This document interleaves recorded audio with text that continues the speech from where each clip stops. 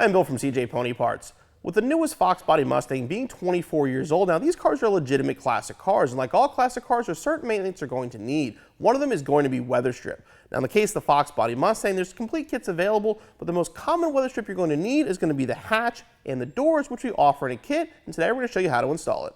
This weather stripping kit will fit your 1979 through 1993 Mustang hatchback. It includes brand new weather stripping for both the driver and passenger door, along with the weather stripping for the hatchback itself. Now if you do have a T-top Mustang, you will have to cut these to use this kit, but they still will work.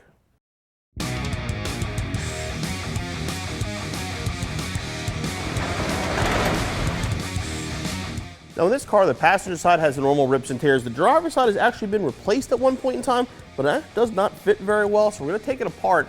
Now to install this weather strip, the first thing we're going to do is remove it, but to do that, we have to remove all the trim panels around it so we can properly remove it and then properly install the new weather strip. So we're going to start by removing the screws from our door sill plate, then remove the kick panel and the A-pillar.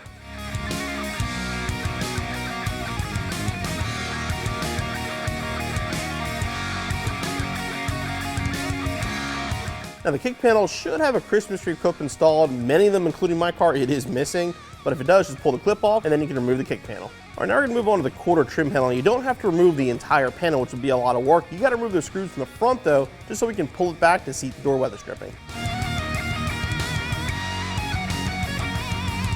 The quarter trim panel loose, now you can remove the headliner trim. This is just held in place by spring clips, so get a good grip on it and just pull.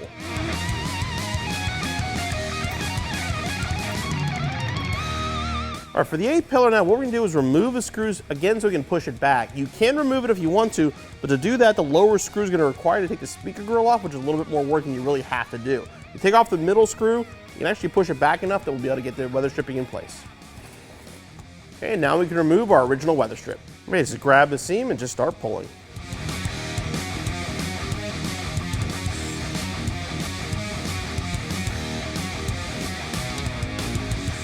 And now we're ready to begin the installation of our new weather strip. What I found the best place to start is pretty much line it up with the bolt from the seat belt and then work forward and work your way around. What you're simply going to do is just put it over it. There's a metal insert inside the weather strip. Just press it onto the pinch.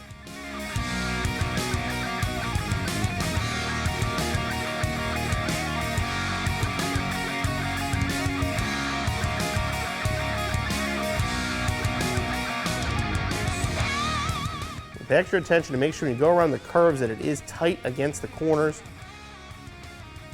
That's where it's most likely going to come off.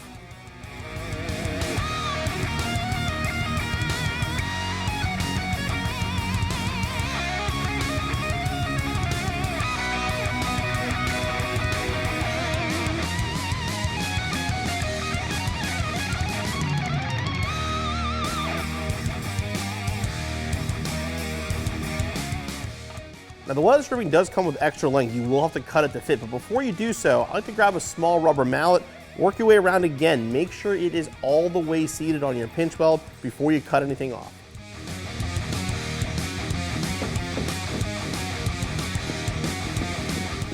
All right, now we know that the weather strip is seated properly, now we can cut it. And we want to make sure you get the cut pretty exact, because you want it to be right up against the start of the weather strip. The more gap you get there, the more likely you're going to get an air noise.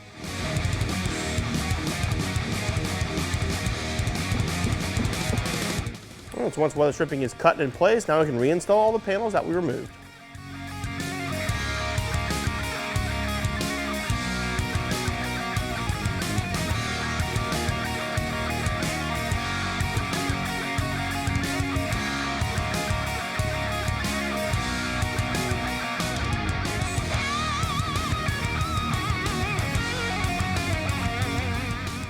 All right, so everything's back installed. Now I'm going to repeat the process on the other side and move on to the hatchback weather strip. Okay, the first step is going to be to remove our factory weather strip. So to do that, we're going to start by removing this panel here and then loosen up all the other panels to get it off.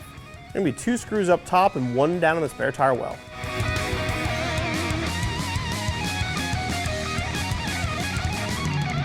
The center screw is removed. Now we're going to flip the carpet up, and to get the piece off, there'll be 1 more screw at the bottom, and you got to remove the screw on the side.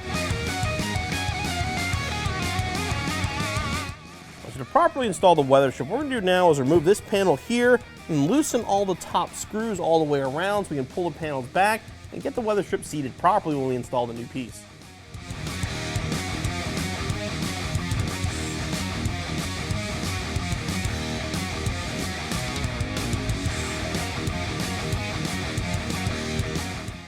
Okay, with everything loose, now we can remove the factory weather strip.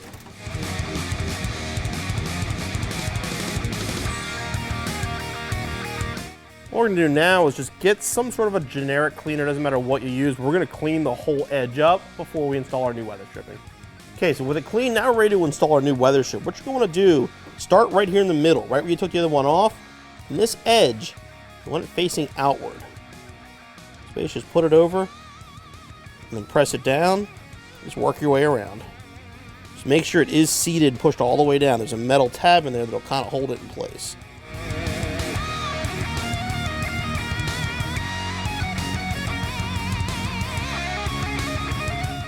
When we get down here, it will be a little bit too long. That is actually on purpose. Make sure you get a good seal. You're just going to cut it to fit.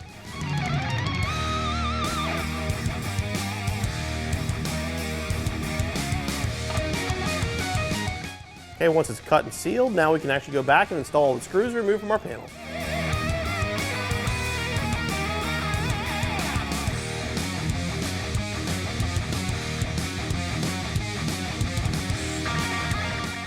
The last screw in, you can reinstall the cover for the spare tire wall on the carpet, and our installation is finished.